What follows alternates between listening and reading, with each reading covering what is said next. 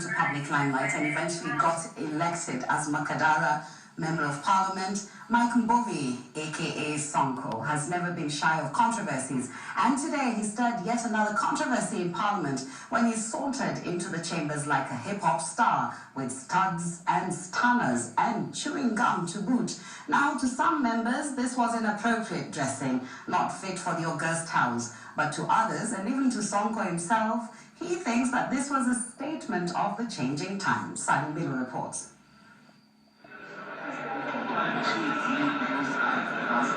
If the setting had been somewhat different, say that of a photo shoot for a magazine cover, then flashy 35-year-old Gidion Mbuvi Sonko would not have run into any trouble. But the Bling-laden mp4 Makadara was in Parliament, stirring controversy yet again. With a look that has seen him carve a niche as a lustrous, youthful leader, it was the stunners, the studs, and he was chewing gum. Member Gidion Mbuvi walked in. You can see he's putting on shades and some things in his ears. I want you to declare if that's really in order for a member to dress that way, if that is appropriate. Sonko, who seems to have over time mastered the art of raising eyebrows, did catch the speaker's attention with his eye-catching apparel. In the history of this house that I have known myself, and probably many members will bear it out, I had a situation in which a member of parliament who is a male has come in with earrings, or some stuff in the ears, whatever you want to call them.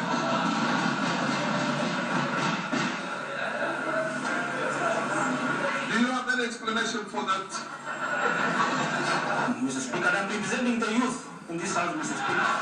I think the honorable member should concentrate on his constituents, Mr. Speaker, instead of interfering with me, Mr. Speaker. But some MPs were not buying the colourful, youthful card that has seen him become the darling of masses to some.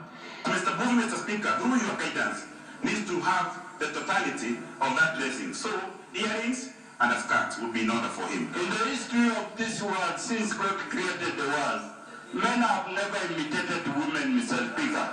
To others, this was much ado about nothing. Studs are meant for men, and Mr. Mbuvi, Honorable Mbuvi, represents the youth in Makadara, and they were studs in Makadara.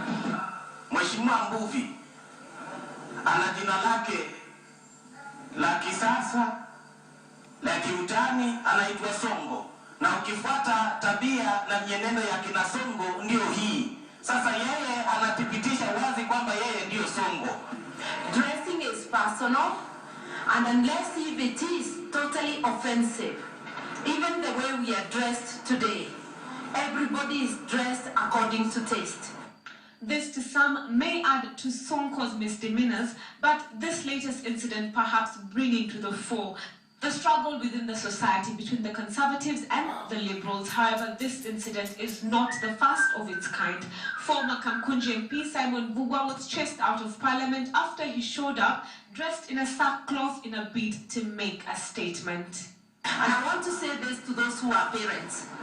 Our children, our male children, and I'm talking in plural, are sometimes coming home with lines plated on their heads. And that doesn't mean they are deviates in any way. It's just a fashion that passes. But even as the cameras were still rolling, when Mbuvi hurriedly removed the studs and shades, as the speaker gave his ruling, the axe still fell on him. Can you go out of the house and come back when you're dressed? Silent Bill, Citizen Live at 9.